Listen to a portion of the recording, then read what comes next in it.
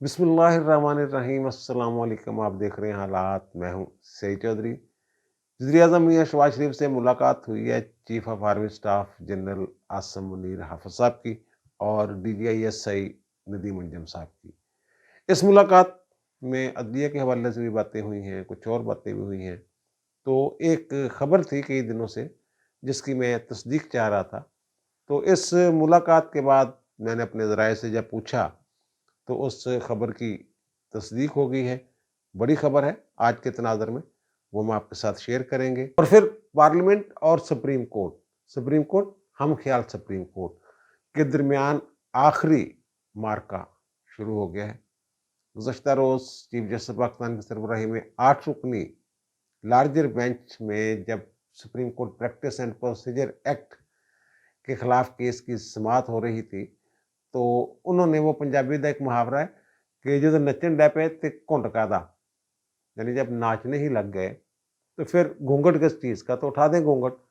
تو انہوں نے گھونگھٹ جو ہے اٹھا دیا ہے مسٹر جسٹس عمر عطا بندیال صاحب نے، اور کچھ گھونگھٹ جو اگر کچھ کسر رہ گئی ہے تو وہ گھونگھٹ ہم اپنے تبصرے میں اٹھا دیں گے۔ لیکن اس سے پہلے ہنسے والی بات کہ عمران خان صاحب نے ایک انٹرویو دیا ہے اور یہ مقبول جان کو، اور اس میں وہ کہتے ہیں بشرا بیگم کے بارے میں کہ جناب میں نے ایک انٹرویو میں مرشد کہہ دیا تھا انہیں، تو عورت تو مرشد ہوتی نہیں، میرا کہنے کا مقصد کچھ اور تھا۔ تو ایسی متقی اور پرہیزگار عورت وہ کہتے ہیں میں نے اپنی پوری زندگی میں نہیں دیکھی، اور بشرا بیگم کی ساری زندگی قرآن و سنت پر ہے، اور ایسی بیوی اللہ تعالیٰ ہر کسی کو دے بقول ان کے۔ وہ کہتے ہیں جناب میں مشکل میں تھا، میرے گولی لگ گئی ہوئی تھی، تو ان مشکل حالات میں اگر بشرا بیگم میرے ساتھ نہ ہوتی، میرا ساتھ نہ دیتی، تو وہ وقت گزارنا میرے لیے بہت مشکل ہوتا۔ اور وہ کہتے ہیں کہ جناب 6 ماہ ایک ہی کمرے میں رہی ہیں، نہ انہیں کوئی باہر جا کے کھانے کا شوق ہے، نہ کوئی بیرونی ٹرپس کا انہیں شوق ہے، وہ بس اس مکہ مدینہ میرے ساتھ گئی ہیں، اور وہ کہتے ہیں کہ نہ انہیں شاپنگ کا شوق ہے۔ اس طرح کی باتیں شاید کی ہیں۔ اچھا، باقی بات یہ ہے جو انہوں نے یہ کہا ہے کہ اللہ تعالیٰ ایسی بیوی ہر کسی کو دے، تو آپ میں سے جو نوجوان ہیں، غیر شادی شدہ ہیں، کیا وہ اس بات سے اتفاق کرتے ہیں کہ انہیں بشرا بیگم جیسی جو ہے وہ اہلیہ ملے؟ اور اس سے ایک بات تو یہ ثابت ہوتی ہے کہ عمران خان کی زندگی میں یا عمران خان نے زندگی میں کبھی کوئی نیک عورت دیکھی نہیں۔ وہ کہتے ہیں اس جیسی پرہیزگار عورت نہیں ہے۔ اس کا مطلب کہ عمران خان نے کے نزدیک جو انتہا ہے پرہیزگاری کی وہ بشرا بیگم ہے۔ اس سے پہلے انہوں نے کوئی پرہیزگار عورت دیکھی نہیں اپنی پوری زندگی میں۔ اور جو یہ بات کر رہے ہیں یہ خاور مانی کا بھی یہی بات کرتا ہے کہ جناب بشرا بیگم جیسی پرہیزگار اور نیک، جب یہ ان کے نکاح شکاح کا معاملہ سامنے آیا تھا اور طلاق کا معاملہ سامنے آیا تھا، تو اس وقت مانیکا صاحب کا ایک بیان سامنے آیا تھا، اس میں اسی طرح کی باتیں انہوں نے بھی فرمائی تھی جیسے۔ اور پھر وہ کہتے ہیں عمران خان صاحب کہتے ہیں کہ میرے لیے ایک بہت بڑی نعمت ہے بشرا بیگم، اور خاور مانیکا بھی یہی کہتے ہیں بہت بڑی نعمت ہے۔ اور انہوں نے نعمتوں کا طلاق کے بعد بھی سرکاری اقتدار کی جو نعمتیں تھیں ان سے جو استفادہ خاور مانیکا اور اس کی فیملی نے اٹھایا ہے، ان کی بیوی کے بچوں نے اٹھایا ہے، تو اس سے بڑا تو کوئی میرا خیال کوئی نعمت کسی کے لیے کچھ ہو ہی نہیں سکتی۔ بہرحال جو بھی ہے کسی کے کردار کے بارے میں ہم نے کون سا جھانک کے دیکھا، جو ہمیں بظاہر سامنے نظر آ رہا ہے ہم تو وہ بیان کر رہے ہیں کہ جناب وہ لوگ ظاہر لوگ باتیں کرتے ہیں، بہت ساری باتیں کرتے ہیں جناب، جوان بچے تھے اور پھر یہ مرشد تھیں، مرید کے ساتھ پھر شادی کر لی، شوہر کو چھوڑ دیا، پھر شوہر بھی ساتھ ہی پھر رہا ہے پرانا شوہر، اور نیا شوہر بھی ساتھ ہی پھر رہا ہے۔ چلو اس بات کو چھوڑیں، اور دوسری بات جو لطیفے والی بات خان صاحب نے فرمائی ہے، ان کا جناب اقتدار جانے کے بعد میری 2 ملاقاتیں ہوئی ہیں جنرل قمر جاوید باجوہ کے ساتھ، تو انہوں نے کہا کہ اسمبلیاں توڑ دو، اگر آپ الیکشن چاہتے ہو ہمیں ٹرک کی بتی کے پیچھے لگا دیا، لال بتی کے پیچھے، اور پھر انہوں نے ان کو لال بتی کے پیچھے لگا دیا۔ خان صاحب کی ذہنی کیفیت اور ذہنی صحت اور قوت فیصلہ کا اندازہ آپ لگا لیں کہ ایک بندہ جس کے بارے میں یہ کہہ رہے ہیں کہ مجھے تو جناب 2020 سے پتا تھا، 2021 سے پتا تھا کہ باجوہ میرے خلاف سازش کر رہا ہے، تو پھر اسی بندے کے کہنے پہ یہ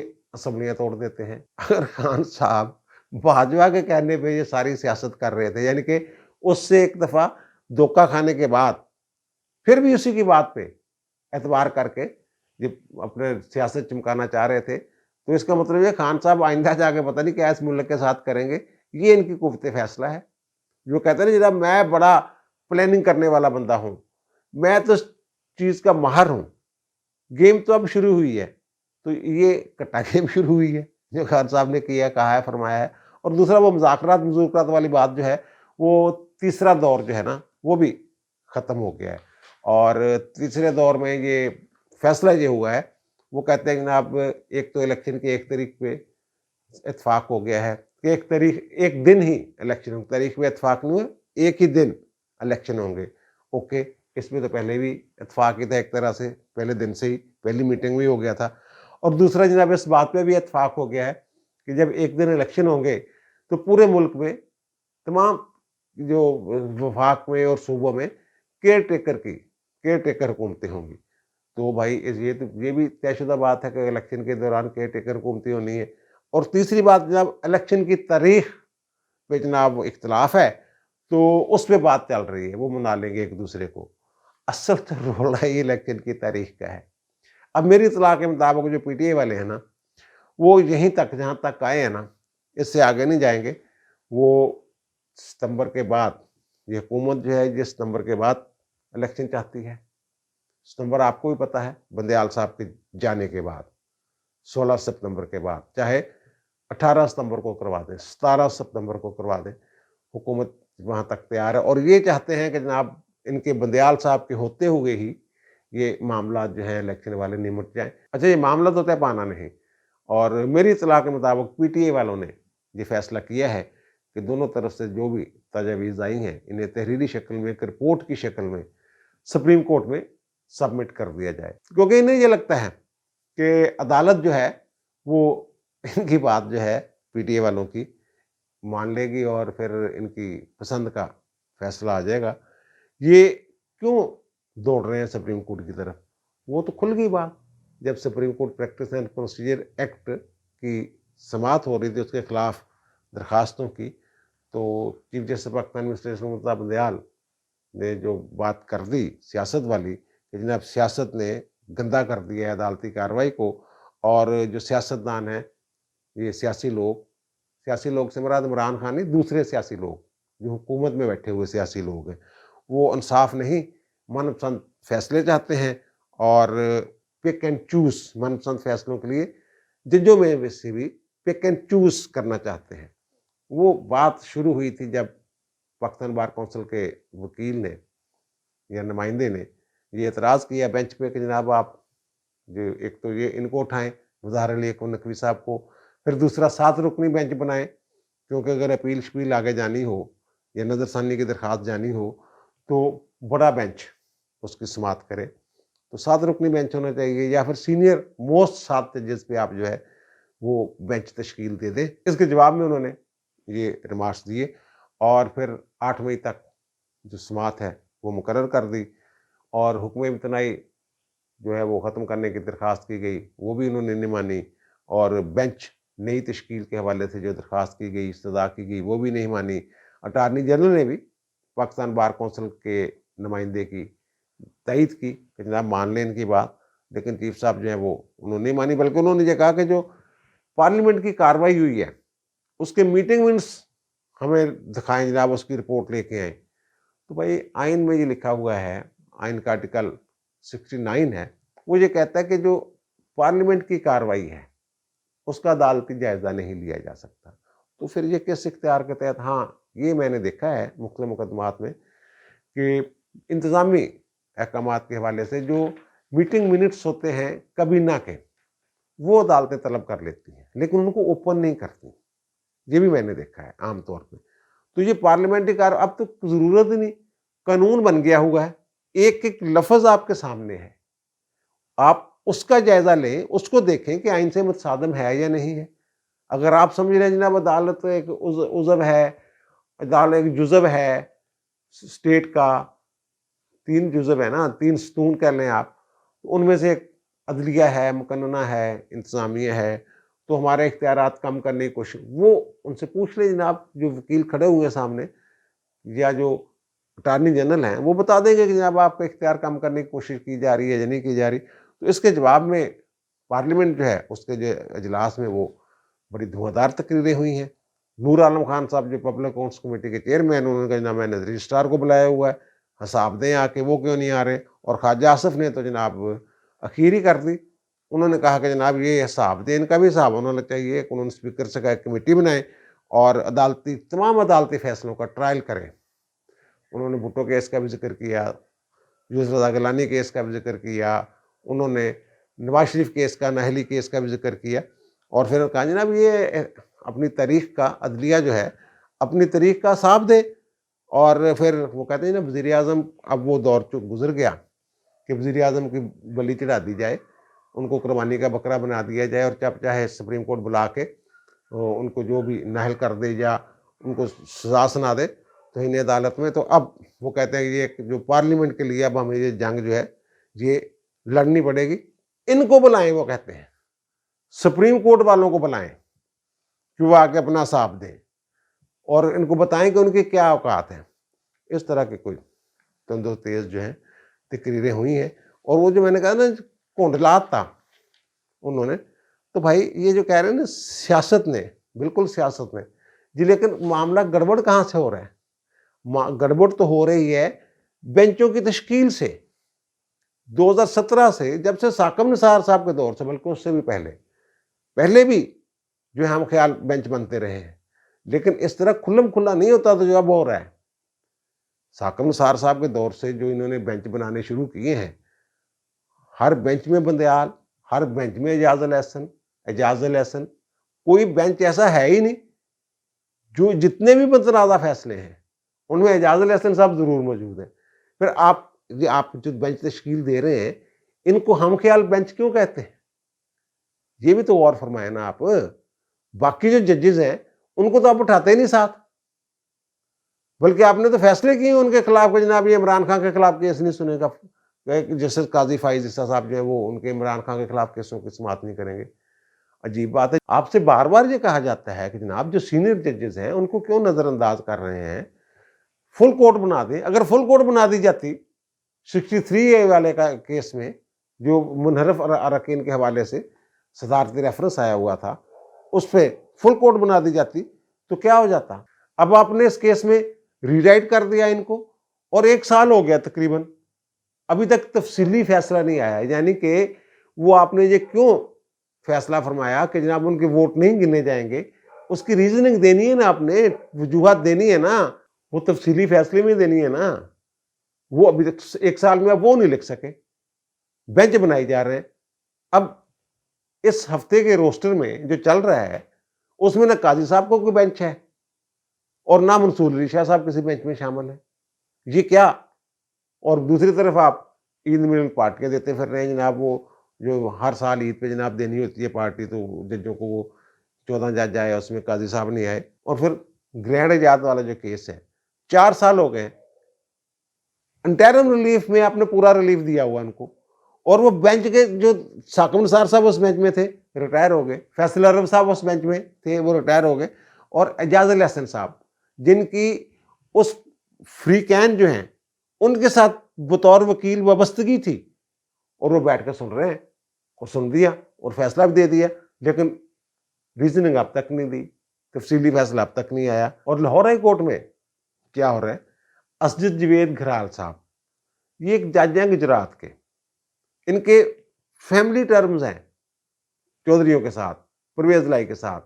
ان کی ایک ویڈیو بھی آپ نے دیکھی ہوگی کچھ عرصہ پہلے، بڑی وائرل ہوئی تھی کہ وہ ان کے گھر سے نکل رہے ہیں، مل کے جا رہے ہیں یہ اسجد گھرال صاحب.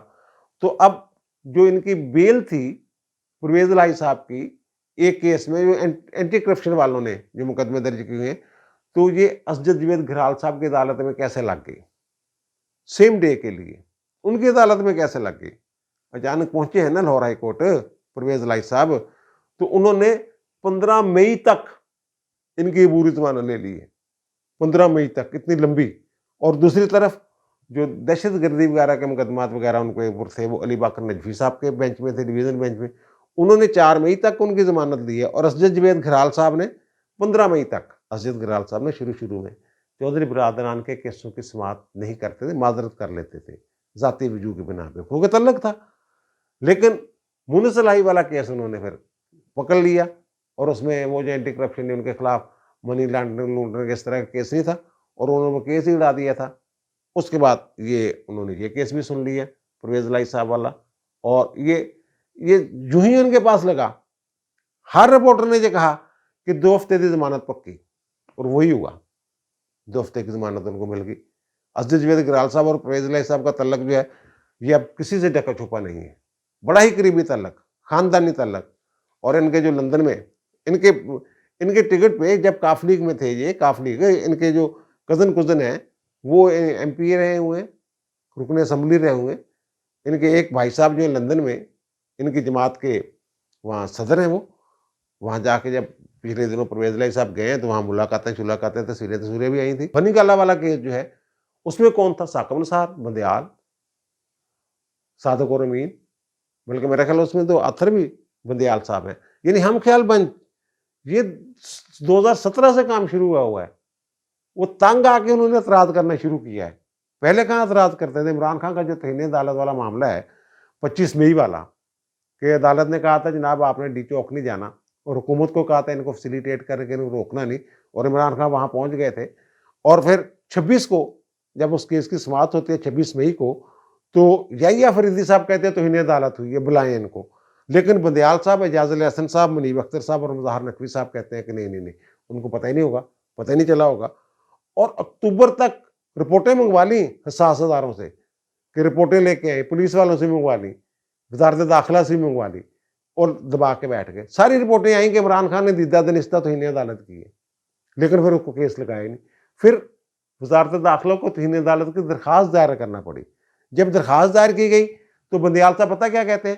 اب یہ آپ نے ثابت کرنا ہے کہ عمران خان عدالتی حکم سے آگاہ تھے. کہاں گیا وہ کیس؟ اور پھر 2021 کو جو شرمناک فیصلہ دیا ہے ان لوگوں نے، گلزار صاحب تھے، مشیر عالم صاحب تھے، عمرتا بندیال صاحب تھے، اعجاز علی احسن صاحب تھے. وہ قاضی صاحب نے جو سو موٹو لیا تھا، عمران خان ترقیاتی فنڈ بانٹ رہا تھا، تو اس پہ خود نوٹس لیا تھا انہوں نے اور یحییٰ فریدی صاحب نے. تو یحییٰ فریدی صاحب کو تو نکال دیا انہوں نے بینچ سے، قاضی صاحب کو بینچ میں اٹھا لیا. قاضی صاحب نے سوال پوچھا تو انہوں نے کہا جناب ایک باقاعدہ حکم جاری کر دیا کہ آئندہ قاضی فائز عیسیٰ صاحب جو ہیں عمران خان کے خلاف کسی مقدمے کی سماعت ہی نہیں کریں گے. یہ ججمنٹ ہے. اور پھر اس کے جواب میں انہوں نے اپنا ظاہر ہے اختلافی نوٹ دیا کوئی 28 صفحات پر. انہوں نے ساری ان کی جو بھی تھی ہر سوال کا انہوں نے جواب دیا. تو بہرحال یہ پھر کیا کریں گے؟ یہ جو ثاقب نثار صاحب یہ سارے فل ڈرامہ باز ہیں، جو بھی ہو رہے ہیں نا ڈرامہ بازی، فل ڈرامہ باز. یہ چیف جسٹس تھے ثاقب نثار صاحب، یہ غلام محمود ڈوگر نے CCPO والا جو کیس، اب بھی وہی کیس وجہ تنازع بنا ہے نا، اسی کیس میں سو موٹو لیا نا اعجاز علی احسن اور مظاہر علی اکبر نقوی نے. یہ غلام محمود ڈوگر صاحب جو ہیں ان کی کنیڈین بیوی جو ہے نا، وہ طلاق کا معاملہ ہے، بچوں کی کسٹڈی کا ایشو تھا. تو وہ ثاقب نثار صاحب لاہور میں کیس کی سماعت کر رہے تھے، تو جناب غلام محمود ڈوگر صاحب سامنے آ گئے. جناب انہوں نے چڑھائی کر دی، اور تم انہیں سفارشیں کروانا، میرے دماد کو سفارش کروانا، بلاؤ میرے دماد کو بھی. دماد صاحب آ گئے. اچھا دماد صاحب آئے کہاں سے ہیں؟ اس وقت جو ڈان کے رپورٹر تھے وجی احمد صاحب، تو وجی صاحب نے وہ لکھ دیا کہ جناب پروٹوکول کے ساتھ آئے. ہوا کیا؟ ہوا یہ کہ جناب جو گاڑی ججز گیٹ ہے وہاں سے ان کے دماد کی گاڑی اندر داخل ہوتی ہے، اور پھر جو کورٹ کا دروازہ ہے وہاں سے نہیں آتے، ججوں کے لیے مخصوص ہے چیمبر سے جو آتا ہے دروازہ چیمبر کی طرف سے وہ عدالت میں، وہاں سے جہاں سے جج داخل ہوتے ہیں کمرہ عدالت میں، وہاں سے وہ تشریف لاتے ہیں.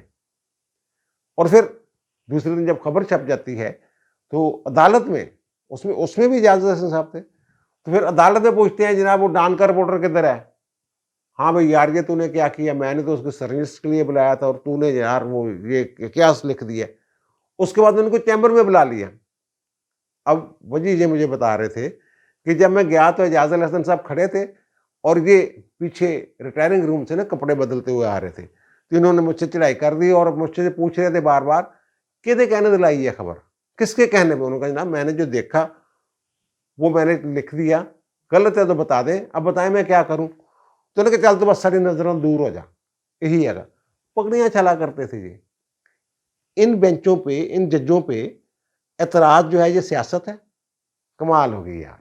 اب اس خبر کی طرف آتے ہیں جو میرے خیال میں بڑی خبر ہے اور میرے ذرائع نے اس کی تصدیق کی ہے۔ یہ کئی دنوں سے خبر چل رہی تھی کہ چیف جسٹس عمر عطا بندیال اور chief of army staff general Asim Munir کے درمیان کوئی رابطہ ہوا ہے دو بدو، تو اس میں کچھ باتیں تھیں وہ بھی منظر پہ آ رہی تھیں، اور مجھے بھی میرے ذرائع نے یہ بتایا کہ انہوں نے مدد مانگی بندیال صاحب نے چیف آف آرمی اسٹاف سے کچھ معاملات میں۔ تو جب ملاقات ہوتی ہے کل، وزیر اعظم کی آرمی چیف اور آئی ایس آئی ان سے ملنے جاتے ہیں، اس ملاقات کے بعد میرے ذہن میں یہ خبر تھی، اس کی تصدیق میں کئی دنوں سے چاہ رہا تھا۔ اس پہ میں نے بات بھی نہیں کی، ہمارے کئی دوستوں نے بات کی تھی اس پہ، لیکن میں نے بات نہیں کی کیونکہ میں جب تک تصدیق نہ ہو جائے، میں چاہتا تھا اس کی تصدیق ہو جائے، پکی بات مل جائے۔ تو اس ملاقات کے بعد جو میرے ذرائع ہیں ان سے میں نے خاص طور پہ کرید کے اس بابت پوچھا۔ باقی تو وہ چائنا کا دورہ، سیکورٹی معاملات، یہ تو روٹین کی باتیں ہیں نا، کہ عدلیہ کے بارے میں وہاں کیا ہوا۔ تو وہ ہوا وہی کہ جو عدلیہ والے ہمیشہ جو ہے نا، ان کے پیچھے بوٹ کی طاقت میں یہ سجاد علی شاہ صاحب کے دور سے یہ چیزیں کھل کے سامنے آگئی ہوئی ہیں کہ فوج کے ذریعے انہوں نے نواز شریف کو گھر بھیجنے کی کوشش کی، لیکن پھر وہ پیچھے ہٹ گئے، اور اس وقت کے لغاری صاحب بھی پیچھے ہٹ گئے، اور وہ ٹرائکا کہتے تھے اس وقت، اور جہانگیر کرامت بھی پیچھے ہٹ گئے۔ تو اب یہ کہتے ہیں گجی ہوئے اسے پاسے گجی ہوئی سی کہ فوج ساڈے نال ہوئی گئی سی، فوج دی مدد دے نال انہوں شہباز شریف نو بلا لیں گے اور عمران کے اقتدار کی راہ بھی ہموار کر دیں گے۔ پتہ یہ چلا ہے کہ جناب چیف جسٹس پاکستان عمر عطا بندیال صاحب نے حافظ صاحب سے یہ کہا ہے کہ ہمارے جو مقدمات میں جن میں ہمارے جو فیصلے ہیں ان پر عمل درآمد کے لیے ہماری مدد کی جائے۔ لیکن اس حوالے سے دوسری طرف سے یعنی چیف آف آرمی سٹاف کی طرف سے کوئی وعدہ نہیں کیا گیا، بلکہ انکار کر دیا گیا۔ ان سے کہا گیا کہ بھائی آپ کے فیصلوں پر عمل درآمد کے لیے ہم حکومت کو کیسے مجبور کر سکتے ہیں، پارلیمنٹ کو کیسے مجبور کیا جا سکتا ہے۔ ہم نے یہ فیصلہ کر لیا ہے کہ کسی ادارے میں کوئی مداخلت نہیں کرنی، خاص طور پہ سیاست میں ہم نے مداخلت نہیں کرنی، تو پھر آپ کے کہنے پہ ہم مداخلت کیوں کریں؟ یہ ان کو جواب دیا گیا، یعنی چٹا جواب دیتا انہوں نے کہ جناب اپنی جنگا تو آپ لڑو، سانو وچ نہ لے آؤ۔